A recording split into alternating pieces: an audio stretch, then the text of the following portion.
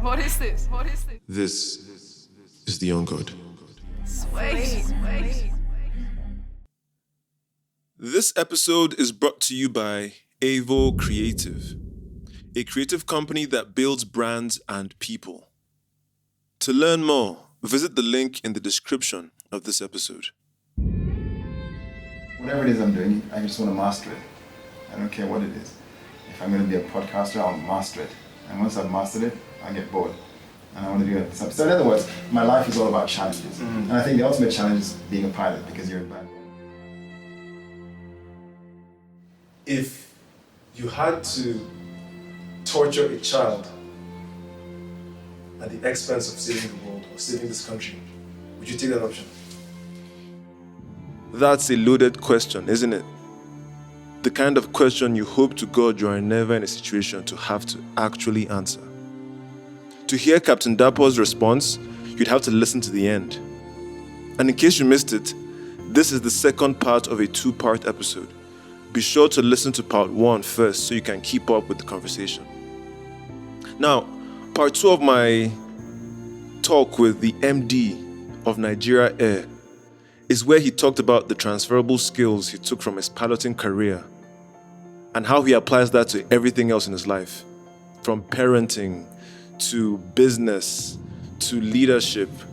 Even when it comes to hiring graduates, there is so much he has been able to take from there and put in other places.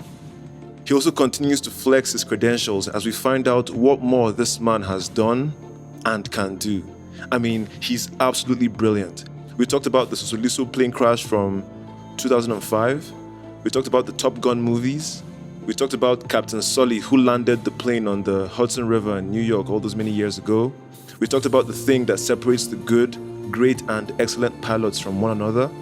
I mean, if you enjoy listening to masters talk about their craft, you will love this episode. It was an education to sit and listen to the captain speak about all kinds of things, and I hope you enjoy it half as much as I did. As I said, I was such a fanboy. I was starstruck the entire time. And I don't know what to tell you, these are things that get me. So anyway, this episode begins with me explaining to the captain why the young god is what it is and what being a god might look like to him. My name is Rodney Omokache. Do subscribe and follow the podcast on IG at The Young God Pod and Twitter at I Am The Young God. Once again, you're welcome to The Young God, a podcast for gods.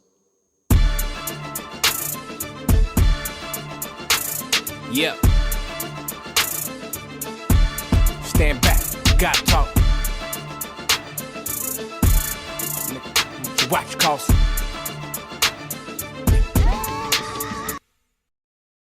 But let's take it back. So this podcast is where anyone who has something to say, they usually pass through the young god. They have a message, they have a story, they have an idea, they have a point of view that is strong enough to captivate an audience that they believe in. They believe that, in their point of view. And I like to think that someone with their experience has a lot to say about a lot of different things. And you seem like a very soft-spoken gentleman, but I did my research, and you are anything but. So I quite like the contrast. So where I want to start is to let you know why I called this podcast The Young God.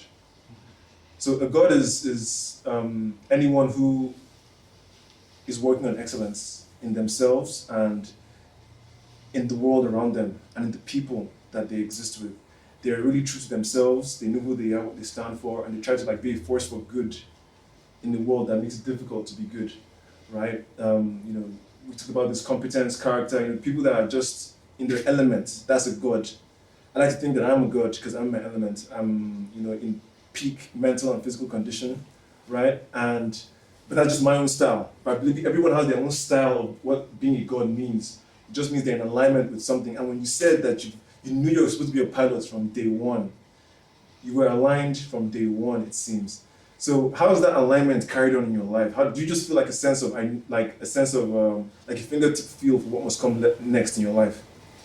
Well, no, I mean, being a pilot, I've retired. I mean, if you follow me online, I mean, I've retired 3 times from aviation. But, being a pilot of excellence as opposed to being a pilot, there are different types of drivers, of cars, okay? There are good ones, there are bad ones. Yeah. Same thing with pilots, there are good ones, there are bad ones. Yeah. But to excel in your profession, it takes a lot more effort than to be average. To be in that top 5% takes a lot of effort. It takes much more effort than the 5% is worth. But the main thing you have to understand is that being a pilot, because in the old days, with the aircraft we had in the 70s and 80s, there were over 100 instruments in the cockpit. And you have to know what each one is for, when to use it, how long to use it for, when not to use it, when to ignore it, and when it's giving you false information, and so on. And that takes years and years of practice. But then what it does, it instills discipline. It forces discipline on you in order for you to be, flying an airplane as a pilot, it's years and years of boredom, and then just one moment of terror in your entire career. So you will have that moment of terror, but for your entire career, it doesn't matter how long it is, for 1 year, 20 years, 30 years, it'll be extremely boring because of the automation. It's like putting your car on cruise control and you can go to sleep. It's Tesla until it rams into somebody. But being a pilot instills discipline, and when you have discipline, it carries over on whatever you're doing, even in your house. There's discipline in this room, the layout of the carpet, the rug, the books, the cushions, and so on. And that discipline spills over to everything you're doing. Like I said, in your house, in a restaurant. In a restaurant, for example, yesterday we were in a restaurant, was the day before, I can't remember. And the menu says you're going to have, for example, butter and bread, okay? But they give you margarine and bread. Now, if you're a perfectionist, you will call them and say, this is not what is on the menu. The menu says butter and bread. Why are you giving me margarine? And then they'll say something, well, that's how it is. That's not how it is. That's not how it should be. And the more people that accept mediocrity, then the benchmark lowers, which is a problem we have in Nigeria, where the benchmark for standards has fallen so low that even mediocrity is excelling if you're mediocre. We were at ALS the other time.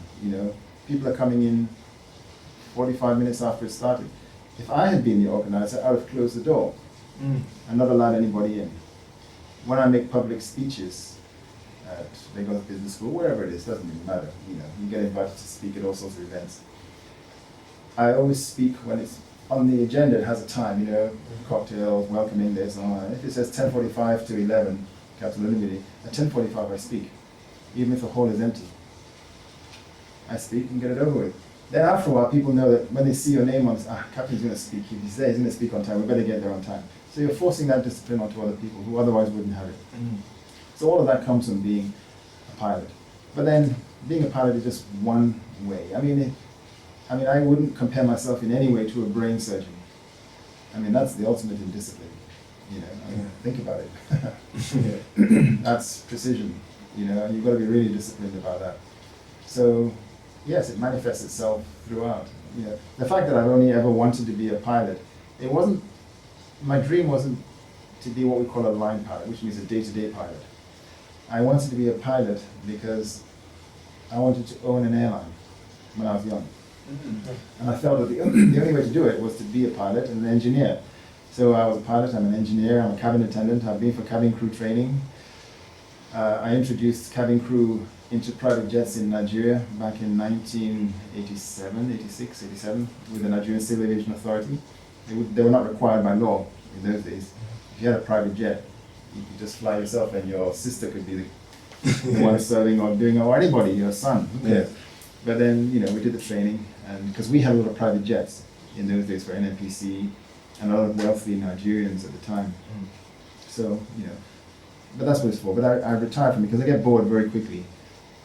Once I've mastered something, I get bored, which is why I went into banking, because I just wanted to get into banking just to experience it. So, but this is my aviation background.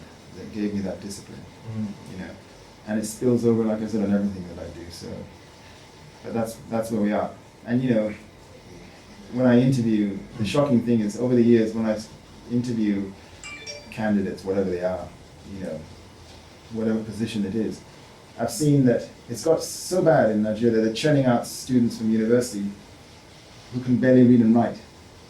And I've got to the point now where I've lowered the standards so much that all I ask them to do in an interview is give them a piece of paper, A4, and I give them a biro, and I say, take your time. There's about 4 of us there, HR, manager, and so on and so forth. I want you to write down on one page what you did today, from the moment you woke up to the moment you came here. On one page, but fill the page. You can write as small as you like or as big as you like, but write down everything from the moment you woke up. The reason I give them that test is because you can tell their control over English language. Syntax errors, do they know where a comma goes? Do they know what a new paragraph is for? How do you start a sentence? Is it with however or but? You know, the rules of writing. Yeah. Do you know how to write? Do you know how to do joined up writing or do separate? Doesn't really matter, but do you know how to express yourself in writing as opposed to saying? If saying something, as your brain comes up with the idea, you say it. But to put it in writing, you've got, unlike a computer, for example, if you're putting it down in writing in front of somebody, you have to know what your brain is telling you to write and decipher it before you write, because you can't correct the error, or you can't change what you wanted to write. You've written it. Yeah. Whereas as I'm speaking, if I make a mistake, I can go, no, what I mean is, and I've corrected it. Yeah. But you can't do it when you're writing it down in front of somebody. Yeah. And so these are the things you do, just to see the caliber and quality of the graduates from universities here. And now I understand why, I don't want to say no university, but majority of universities in Nigeria are not accredited abroad. You know, in my days, when we left secondary school, it was called WAEC in those days. I can't remember what it stands for. West African something. Yeah. When you finish in it's not called high school here, it's called secondary school. So when you finish in Form 5, and you go abroad, if you're going abroad for your A-levels, when you go to England, your results of WAEC are not out yet. But the fact that you went to XYZ school in Lagos or in Nigeria, you got a thumbs up. Yeah. They knew you had the quality of education, and they'll accept you, you start your A-levels, and when the results do come out, of course, you did the grade, you got the grade. Yeah. But nowadays, nothing. You know, everything is notes. If you don't buy the notes from the professor or the lecturer or the teacher, you're not going to pass. And everybody just copying, memorizing, but not understanding. Yeah. And so there's degradation of the education system here. And it's a shame how things have gone. But that's all what aviation did to me. It kept me disciplined. And all the examples I've given you is all based on discipline. In our society, because of how standards have dropped, people who are, I'm not talking about myself, people who excel or who are excellent or above average, they come across as aloof, arrogant. You see, and that's the problem, because when you stand out, you become the enemy. Whereas if you were all at that level, then everything would be equal.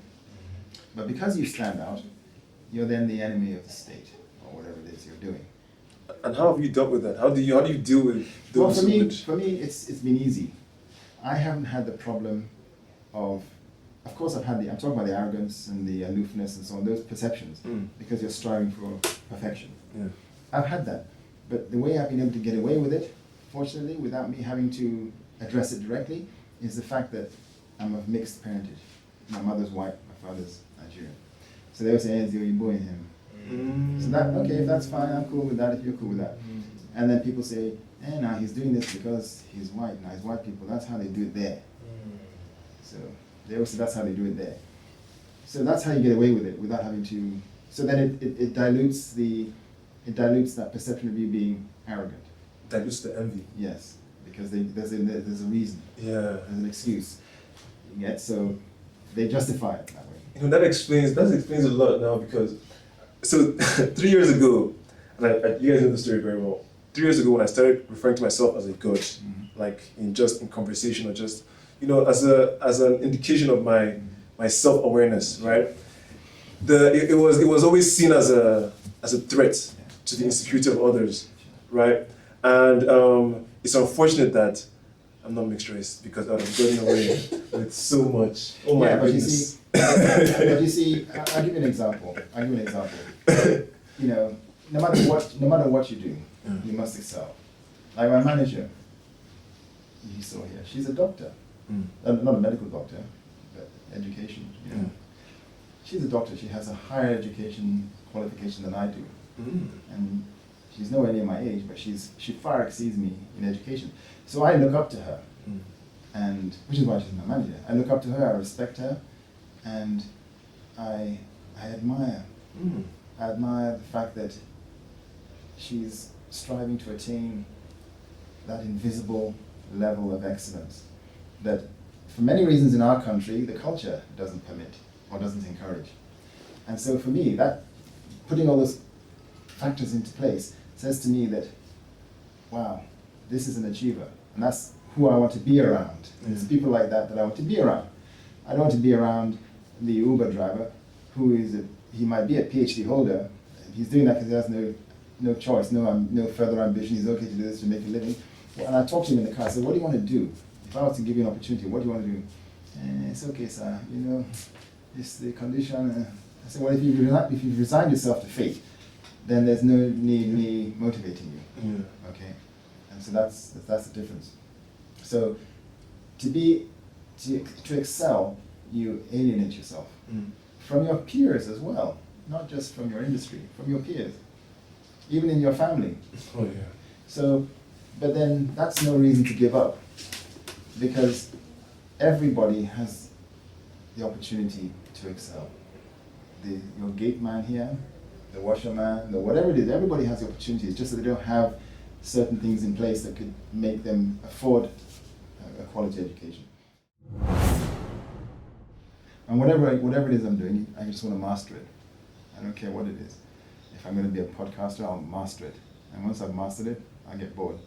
And I want to do it. So in other words, my life is all about challenges. And I think the ultimate challenge is being a pilot, because you're in bad weather at night, you know, engine failure, engine fire, you know, there's some death-threatening situations, life-threatening situations, the worst of which is possibly a fire in the aircraft.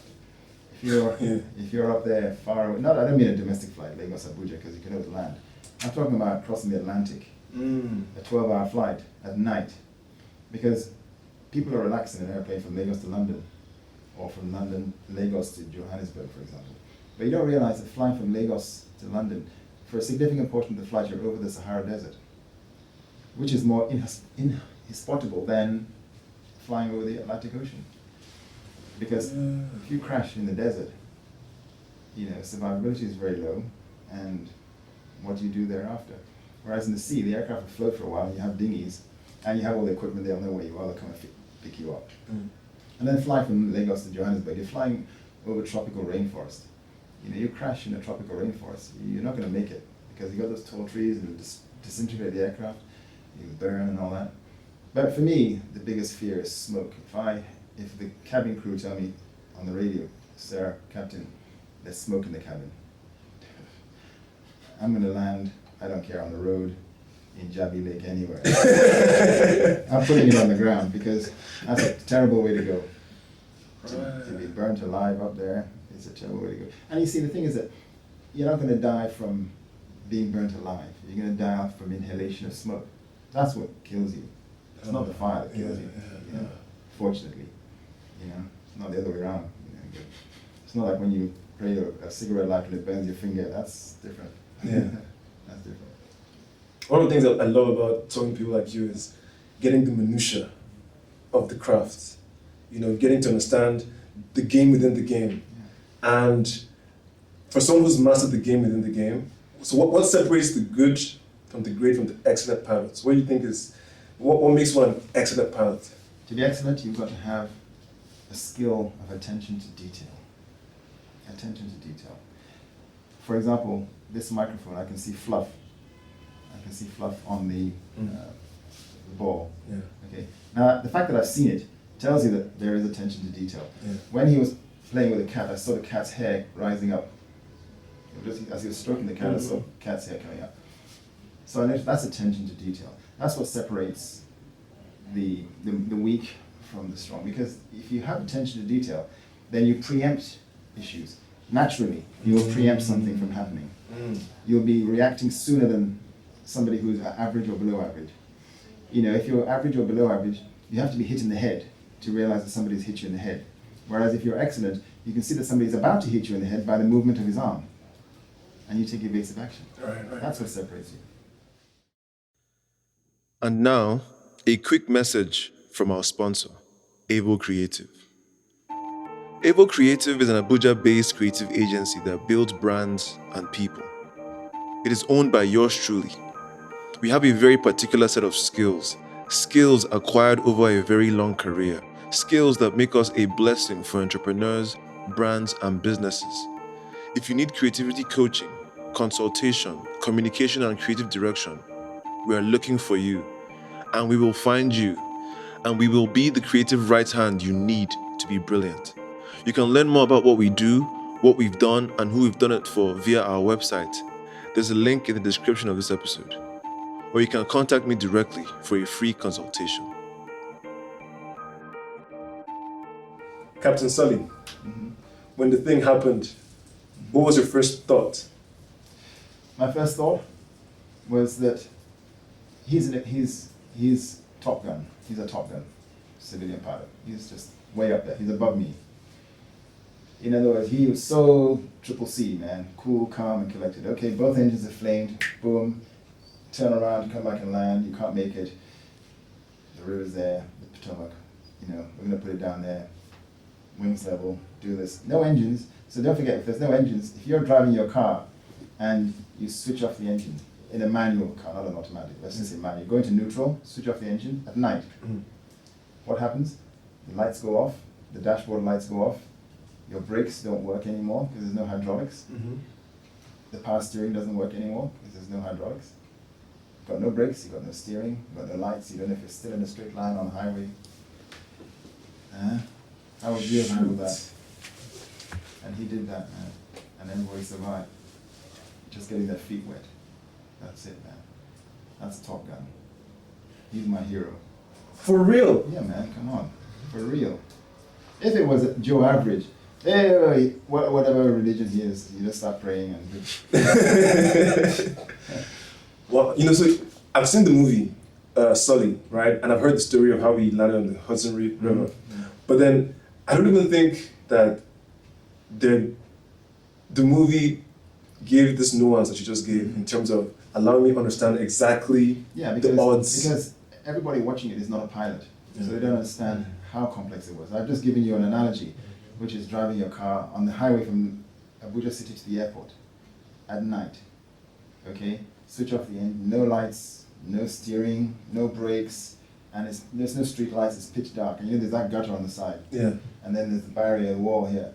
How do you know you're still going in a straight line? How are you slowing down? What are you doing to slow down? To slow down, you have to go into gear, go into third gear, fourth. Don't go to second gear, because if you're doing 120 kilometers per hour, you go to second gear, you're going to destroy the gearbox, and nothing's going to happen. So you go from fourth gear to third gear, use the gear to slow down second gear. But you've got to be cool and calm, and also focus while you're doing that. Am I going in a straight line? And look at cars ahead, the red lights and the brake lights ahead. Use that to tell you, okay, it's roughly in that direction, not this direction. That's how you do it. So when you watch the movie Top Gun, okay, unless you're a pilot, I can tell right away, you know, when they're flying, when they pull up, you hear them go, they can't breathe. That's because they're putting G-forces, you know. And that, what a G-force does is it knocks the air out of your lungs and the partial pressure of oxygen. So you can't breathe anymore, because it's like, when they say 7 Gs, that's 7 times your weight on your chest. So you know how heavy you are, and have 7 people lying on top of your chest, and I want you to continue breathing. Tell me if you can. I can't. But these guys do. Top Gun, man. These guys are trained. Of course they have G suits, and so it applies positive pressure. But at least the partial pressure of oxygen is still an issue.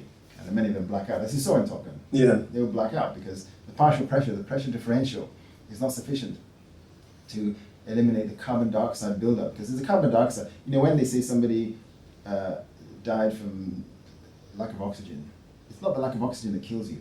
It's the buildup of carbon dioxide that kills you. Yeah, not lack of oxygen. It's just a common term. It's not oxygen. It's the carbon dioxide buildup that kills you. So these guys pass out because of the carbon dioxide. You know, but then as soon as the aircraft gets lower and lower and lower, to where there's more pressure, because you see, we as human beings depend on gravity. Yeah. And when you're in space, there's no gravity. Okay, so that's why they have all sorts of illnesses, and they do sort of medical tests up there to analyze how your vision will be, your muscular failure, and so on and so forth. So when you get lower and lower, there's more effect of gravity. And so the pressure of the air around us here, we can't see, it's forcing itself into you through your mouth and your nose without you realizing it. Yeah. But if I took you up to the top of a mountain, you won't be able to breathe. You need oxygen because the pressure is not enough to go into your lungs. You have to force it in, Yeah. and that's what knocks you out. So, those are Top Gun guys. It's funny you should mention Top Gun because I kid you not, I watched the movie for the first time on Sunday just for You this. should have watched the first one first. Yeah, I watched the first original one. Yeah, the original one. Yeah, okay. I watched that one. I haven't watched the other one. I'm going to watch it after this. Yeah, sure. But I watched that one just to talk to you, and I get it. When you say that's Top Gun, I get it. I get why. Have you guys seen the movie? Yeah. Yeah. She took me to see it. The new one or the old The new one. Okay, the new one. So I'm talking about the first one, the 1986 one. Young Tom Cruise was he was made to be a movie star based on that. But what I took from that is, are there pilots like that who have that kind of God complex? You know, to be a Top Gun pilot, you've got to be a risk taker. Remember, these are pilots. I'm talking about the Top Gun movie, not the movie, but the reality of it. Yeah. To go to the academy where you're called Top Gun, you in the first place have to have been a test pilot. So being a test pilot means a new aircraft is being developed, and there's no simulator for it. You've got to take off, and you don't even know if you take off and it explodes, or if you take off and it can't land, or you take off and it rolls over because of the wing design. You don't know, but you've got to be that type of person. And the pilots that broke the sound barrier, the pilots that flew the highest, the pilots that flew the fastest, those are one-off people. An average person, even an excelling person, can't do it. You have to be way above that. You have to be way above that. That's why explorers are so few and far between. The people who climb Mount Everest, the people who go to the depths of the ocean, they're one-off people. Even their peers in the same industry of adventure, so they can't do it, okay? And that's what separates, that's why you see in marathons and so on, there's very few people, there are very few athletes in that space of the top winners consistently, because their body is different. Their body is different, slightly different from the rest of us, okay? That's why your skill set is not, for example, being a golfer or a lawn tennis player, because that's not where your skill is. And it's not that you don't realize it until you go and play, but something in your brain tells you don't bother with that sport. Something tells you, because you know what your limitations are. You don't realize it, but something is telling you don't go there. And these guys are willing to take that risk because they don't care. Dying, when you see these base jumpers jumping off Burj Al Khalifa and all, just jumping off and then opening the parachute, they know very well if the parachute doesn't open, they're just going to ruin somebody's car, when they land on top of it, okay? I'm not worried about the guy, because, if you want to do that, go ahead. But they know the risk they're taking, and they're not adrenaline junkies as such, because an adrenaline junkie is something different. An adrenaline junkie is somebody who does bungee jumping, because you're tethered to something, so you know you'll be okay. I just want the thrill. Oh man, you should see what I did. But to jump out of a plane with a parachute, that's a different ballgame, because if it doesn't open and the reserve parachute doesn't open, it's a wrap. That's it, man. That's it. But you're willing to take that risk. Now, either because you're stupid, or because you have the confidence that you will succeed, or you're willing to take that risk. And that's where a Top Gun pilot is. He hasn't got a problem taking risks. But he's not stupid. So then why were they giving him so much crap in the movie? Yeah, because, in the new movie or the old one? The old one. In the old one, it was because he's above everybody else in terms of, not ability, but willing to take risks that he believes will work out.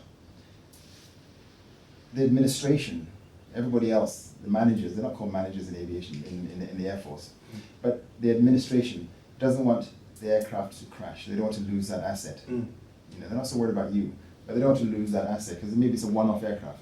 Okay, they're still using it for testing. So that's why it creates a lot of problems for people like that. Yeah, because they're protecting the asset. Now, let's talk about a more tragic situation. So the Sosoliso plane crash of 2005. What was your reaction when that happened? Well, all the crashes that we've had in Nigeria were avoidable. All of them. An airplane crashes for several reasons. And unfortunately in Nigeria it's all the same reasons. Lack of maintenance,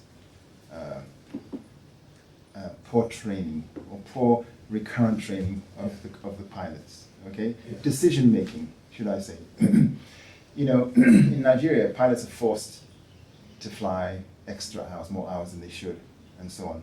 More hours than they should, because they don't have enough pilots or whatever it is. So all those planes that crashed, ADC, all of them, it was either maintenance related, the poor maintenance, or the crew were either fatigued or what they call recurrency training. Training for certain aspects wasn't done. So for example, a lot of pilots, a lot of airlines don't necessarily train what we call multi-crew discipline. So if we're going to take off and the aircraft is accelerating, going down, and then the tire bursts, okay, the aircraft is going to skid one way or the other, okay? But if the captain, let's say the captain is flying, and he's panicking or whatever it is, the co-pilot has to take over instantly from him, okay? But if you don't have that training in the simulator of what to do in a scenario like that, then there's going to be confusion, but you don't have the time to sort out the confusion. You're off the runway and boom. So Sosoliso, unfortunate, but then of course, weather had a lot to do with it. There were thunderstorms, and then I always say to myself, well, I have no problem flying through thunderstorms, but I have a problem taking off and landing with thunderstorms. Because when you have a thunderstorm, you have the huge thunderstorm and the rain coming down, it hits the ground and it goes out in a circle, like when you throw a pebble in the water, the rings, it goes out like that. So if there's a thunderstorm here, okay, or let's put it here, where your microphone is. The thunderstorm is here, and we're taking off in this direction. Everybody says, the thunderstorm is behind you, let's go. Yeah, but what you don't realize is that you're taking off, and the thunderstorm, the air hits the ground, the air is coming towards the airplane. I'm pushing the aircraft, and the aircraft is actually flying slower, because it's a relative speed. So it's actually flying slower, and it stalls and crashes. And then they say, oh, what happened? What happened? Whoa. So, taking off and landing when the thunderstorm's in the vicinity. Vicinity means 4 miles. 4 miles from the airport. I wouldn't do it. Even if the runway is clear. There's no rain at the airport, I wouldn't do it. Because I know that the invisible air is coming down, and I wouldn't do it. But then... Good to know that even you have your limits. Yeah, well, I have my limits because I have an instinct to survive. Right, yeah. So those are my limits. Like I said, I'll fly through a thunderstorm, and the catering is going all over the place, a trolley everywhere, people are screaming and shouting, and I don't know, so whatever. But when we get out the other side, you'll be okay. I was, the Sosoliso crash, 60 students died in that crash. I was in school. Yeah, Loyola. I was a student there, and I know for a long time we had resentment against the airline industry, right, and all those things. It's till today we have the memorial, and the waste comes back, and as you said, it could have been avoided. So it makes it.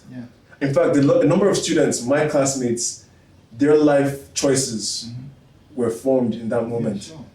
Some decided they're going to go into public service so they can make sure something like that doesn't happen again, right? So it's always interesting to talk about this and to have you on here. Let's take a moment to pause and breathe. Relieve the tension. Whatever you're doing, close your eyes, take a deep breath. In through the nose, out through the mouth. One more time. In through the nose, out through the mouth. Let's resume. Do you have kids? Yeah, How many? 2. 2. Does he look like you? Hopefully not. No. And what do you tell them? How do you like? What's your like your guiding principle like raising them? What do you instill in them? Just freedom. You know, they have. You know, my daughter went to school in America, and the reason I prefer America is because in American schools they teach you how to be independent, how to be your own person. English schools, English curricula, whether it's in Nigerian, they teach you. It's a route. It's a route of memory. Memorize this. This is how you do it. Yes sir, yes sir. Yeah, that's all. You know, but that's the English way. The American way is freedom, expression, and so that I prefer that. You know, so I've just told them, whatever you do, I don't care. Whatever you do, just be the best at it. That's all I'm asking of you. Just be the best. Doesn't matter. You can be a house girl, a house boy, you can be repairing fans, but just be the best. Because if you're the best, you'll have the business. And how do they look on your profession as a pilot? How do they look on the skill you have? Yeah, they you know. Do they respect it? My daughter is a private pilot. Okay. She's in marketing. Just for a hobby. She's a private pilot, and she does parachute jumping. Talking about crazy things, she does parachute jumping in Dubai. She jumps out of parachutes, and well, okay, girl. Do you get scared for her sometimes? No, there's a time to go and there's a time to come. I mean, it's up to And finally, on you. Mm. What do you think is the best version of yourself? Is that something that you can articulate? Is that something that you feel, that you see? Me personally? Yeah.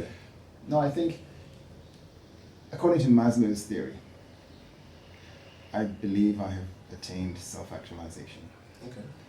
I wouldn't want to do anything, I can't do anything better than what I'm doing because I'm a perfectionist.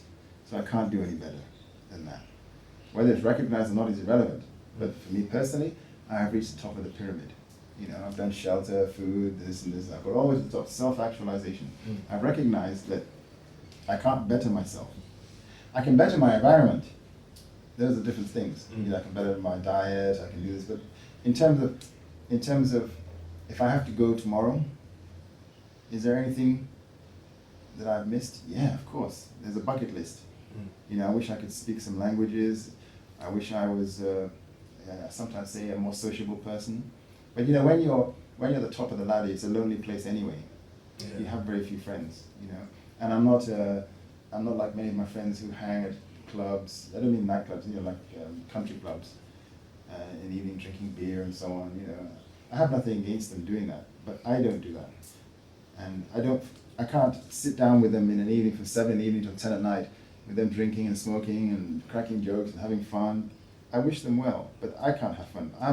I have fun when I go to the beach, on a jet ski, you know, or swimming in a swimming pool at the beach, you know, relaxing, having a nice cocktail, watching the barbecue, getting ready. That to me is fun. But then to my friends, that's not fun.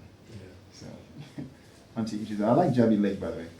Yeah, you mentioned it a couple of times. Yeah. Like, what's going on there? No, because I get to ride a bicycle there. They have you can rent bicycles, and I rent the bicycle, ride around and all that, you know.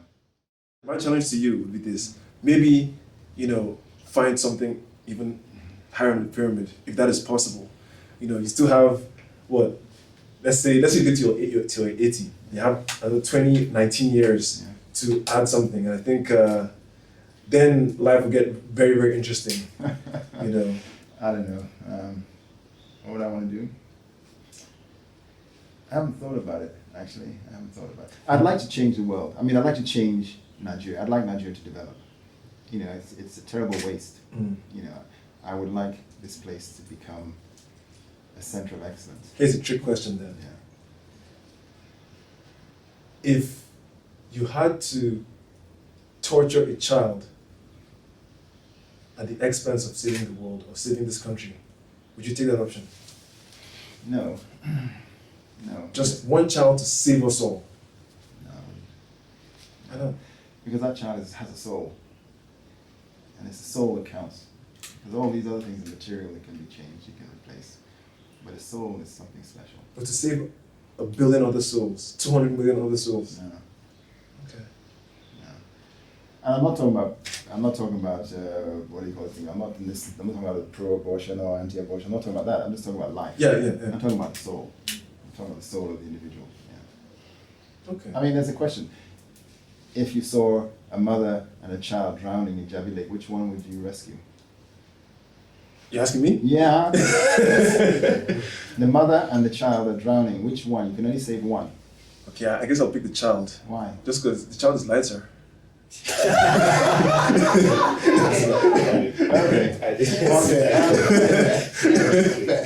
All right. Yeah. Okay, that's just. But I mean, your viewers will have their own opinion. Yeah. Your audience. I'm sure they would. Yeah, sure. But I mean, the way I see it, if I go save the mother and she's heavier, we'll probably go down together. No, but assuming you could save. Assuming you could save. Okay. There wouldn't be a problem of weight or anything. Right. It's not a problem. There's no problem. You can say, you just throw the rope and one of them will take the rope and come in. You don't have to go in the water yourself. Just throw them the rope and they will take the rope and catch. Which one would you save? I guess I'll take the child. Either way. Why? Well, I'm sure the mother will want to take the child, one. Two, it just seems like it's just something about it just seems like the right thing to do. Like the one that has more life in front of them. It just seems Yeah, like but the mother can have more children. and other women can have more children as well. There's always going to be more children, but there's that child that has a life in front of it. It's a no-brainer. I wouldn't even think twice about it.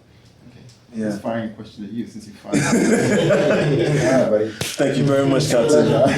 And there you have it. This is the young coach.